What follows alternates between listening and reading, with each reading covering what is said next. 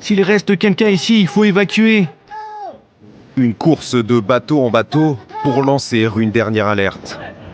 Quelques minutes plus tard, ce marin échappe de peu aux flammes qui encerclent la ville de Lahaina. Les images sont impressionnantes. Les flammes éclairent une nuit historique sur l'île de Maui, à Hawaï. La station balnéaire de Lahaina est la principale ville touchée. Quelques heures après le passage de l'incendie, touristes et habitants constatent qu'il ne reste plus rien. Mercredi, une boule de feu embrase cette rue de Lahaina sur l'île de Maui, à Hawaï. Les incendies ont fait plusieurs victimes dans cette ville de près de 12 000 habitants. Les gardes-côtes ont dû porter secours à des habitants qui s'étaient jetés à l'eau pour échapper aux flammes. Sur les hauteurs de l'île de Maui, à côté des hélicoptères qui tentent toujours d'éteindre les reprises de feu, des quartiers entiers ont été rayés de la carte. Des maisons, il ne reste que ces tas de cendres et ces bouts d'acier.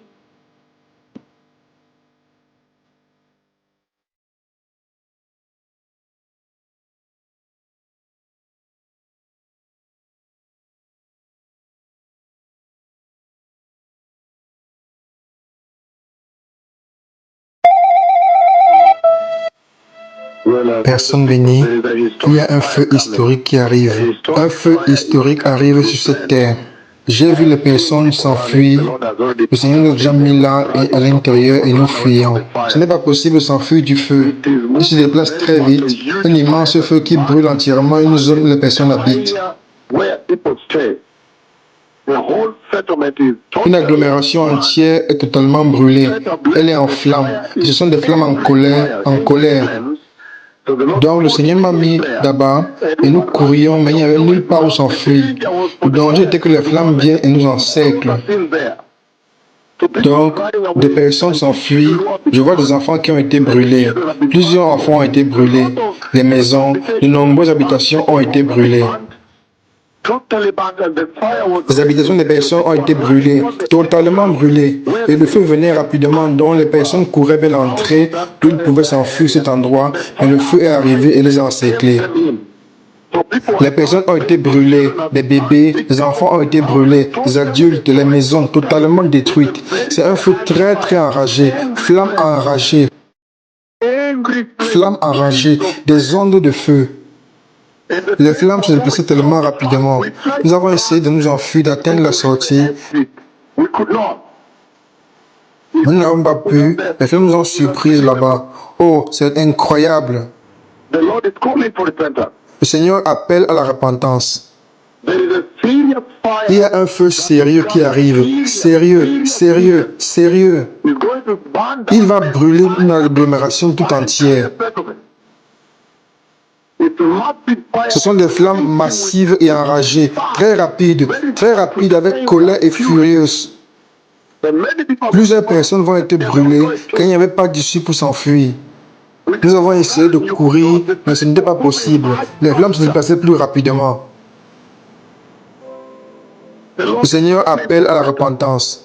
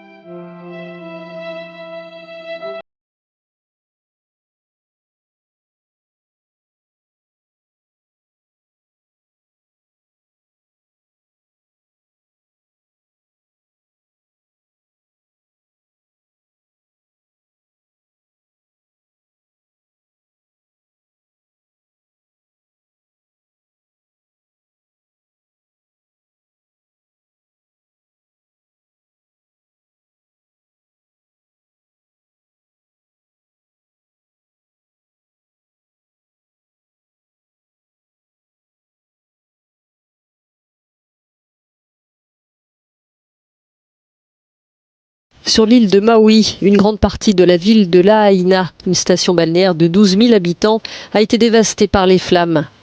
Le réseau hospitalier est dépassé par les patients souffrant de brûlures ou ayant inhalé de la fumée. Lorsque nous pénétrons dans les rues de Lahaina, partout un paysage de désolation.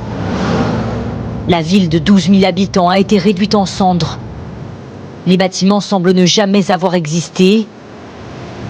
Seuls quelques murs subsistent ici et là.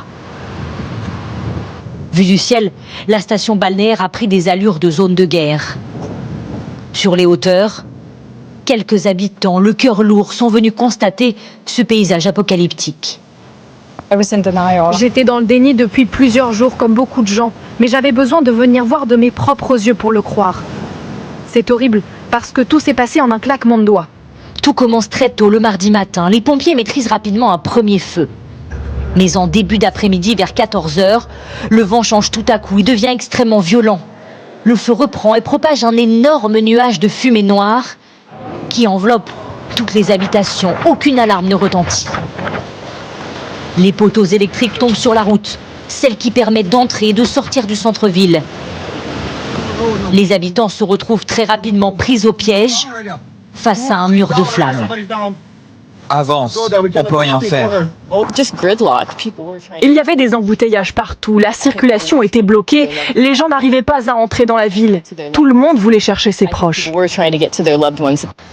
À 16 h, le brasier enflamme alors l'ensemble du centre-ville, constitué de vieilles maisons en bois. L'intensité du vent fait qu'il devient impossible de se réfugier des flammes. Certains habitants choisissent alors de se jeter dans l'océan. C'est le cas de Mike Sticino et de sa femme. On trouvait des petits endroits sur la plage qui semblaient protégés. Et puis d'un coup, le feu nous frappait. Alors on repartait dans l'eau. On avait tellement froid. Oui, on avait froid et en même temps on brûlait. Et à chaque fois que le feu frappait, on devait plonger sous l'eau. Les secours viendront les chercher dans la nuit, comme quelques autres rescapés. Le bilan humain est extrêmement lourd, mais pour les habitants, il aurait pu être évité si les sirènes avaient retenti. Personne bénie, il y a un feu historique qui arrive. J'ai vu les personnes s'enfuir. Le Seigneur nous a mis là et à l'intérieur et nous fuyons. Il se déplace très vite. Un immense feu qui brûle entièrement une zone où les personnes habitent. Une agglomération entière est totalement brûlée. Elle est en flammes. Ce sont des flammes en colère, en colère.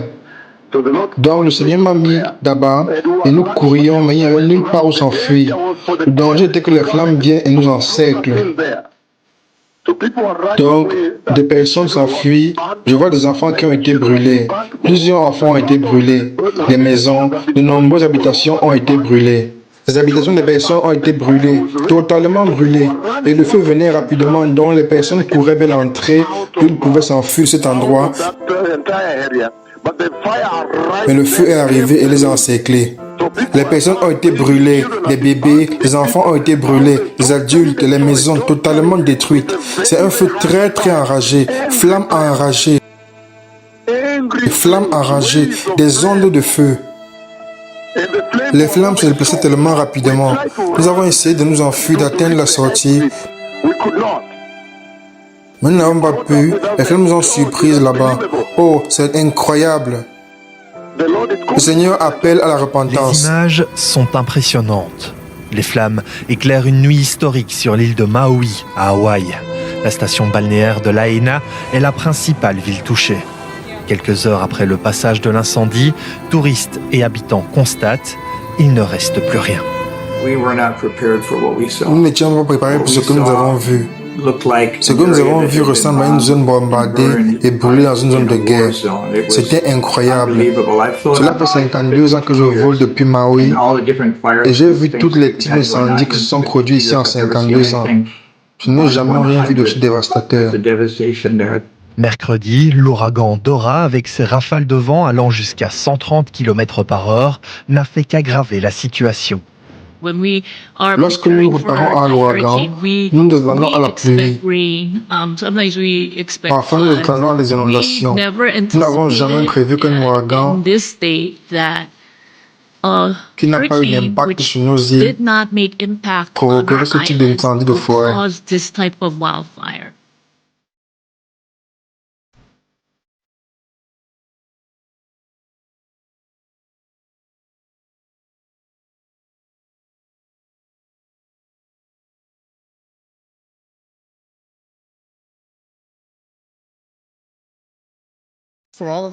Il n'a pas été à mes yeux de déterminer ce qui a déclenché tous les incendies. Le service météorologique national nous a fait part de 3 conditions. Ils appellent cela une alerte rouge. Il y a la sécheresse, vous avez des combustibles secs comme des arbres et des plantes, vous avez une faible humidité et des vents forts. La raison pour laquelle le feu se propage aussi vite est qu'il y a eu des rafales jusqu'à 130 km/h, c'est très rapide. C'est pourquoi le comté de Maui a eu tant de mal à contenir l'incendie, parce que les vents étaient si forts, nous n'avons pas pu fournir des hélicoptères pour essayer d'éteindre les flammes. J'ai vu les personnes s'enfuir, le Seigneur nous a déjà mis là et à l'intérieur et nous fuyons. Ce n'est pas possible de s'enfuir du feu. Il se déplace très vite, un immense feu qui brûle entièrement une zone où les personnes habitent. Une agglomération entière est totalement brûlée. Elle est en flammes. Ce sont des flammes en colère. Et le feu venait rapidement, donc les personnes couraient vers l'entrée, d'où ils pouvaient s'enfuir cet endroit. Mais le feu est arrivé et les a encerclés. Les personnes ont été brûlées, les bébés, les enfants ont été brûlés, les adultes, les maisons totalement détruites. C'est un feu très enragé, flamme enragée. La rue principale de Lahaina, d'ordinaire si animée, transformée en désert de cendres. Les carcasses de dizaines de voitures s'amoncellent. Leurs propriétaires n'ont pas réussi à fuir. J'ai vu une femme dans une voiture qui essayait de descendre la rue. Elle s'est retrouvée coincée et les voitures explosaient comme des mortiers. Personne n'a pu l'atteindre pour ouvrir sa porte ou sa fenêtre. Elle était coincée.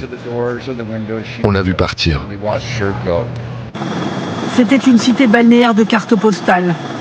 Lahaina, la capitale de l'île de Maui, n'est plus qu'un vaste champ de cendres. Elle est détruite à 80%. Le long du Pacifique, sur la rue principale, des dizaines de bâtiments calcinés. Des carcasses de voitures, des épaves de bateaux. Et le silence des grandes catastrophes. Une île fantôme dans laquelle errent des habitants encore traumatisés, entourés par les autorités. Je suis resté sur le toit et j'ai essayé de combattre les flammes pendant 3 heures, mais je ne pouvais rien faire. Alors je me suis dit qu'il fallait que je parte. J'ai couru vers l'océan et je me suis jeté à l'eau. Des images qui hantent les rescapés. Vue du ciel mardi, voici comment Hawaï s'est embrasé. Autour des coquettes maisons de Maui, un mur de feu. Infranchissable. Dans les voitures, la panique pour échapper aux flammes. Et pour ceux qui s'en sont sortis, la culpabilité aujourd'hui. J'ai laissé des gens derrière moi, tant de gens. Je sais que j'aurais peut-être pu les aider, mais je ne pouvais pas. Ça me mettait en danger. Si je l'avais fait, je ne serais pas là. À la télévision et sur les réseaux sociaux, des photos, celles des portés disparus. 1000 personnes n'ont toujours pas donné signe de vie. À cause du réseau téléphonique très endommagé et des routes coupées, les recherches et l'acheminement de l'aide sont rendus très difficiles. 10 minutes après que je sois sortie de chez moi, tout était détruit. Dans le village, c'était comme une zone de guerre. Il ne restait plus rien. Plus de rues, plus d'écoles. Ce qui me choque le plus, c'est qu'on a tout perdu en quelques secondes. Avec ses enfants, tout le long de sa fuite, elle assiste à des scènes traumatisantes. Les personnes âgées ne pouvaient pas s'échapper toutes seules. On a vu des gens tomber au sol à cause de la fumée et mourir. J'essayais de faire en sorte que les enfants ne voient pas ça. Les personnes qui sautaient dans l'océan. J'ai gardé leur tête baissée et on a fui. Le long de la côte, la ville balnéaire de Lahaina est ensevelie sous les cendres. Quasiment rien ne semble avoir résisté à la violence des flammes. Les habitants qui filment leur arrivée sur place sont incrédules. Il y a encore de la fumée. La voiture de mes amis ici et notre panier de basket.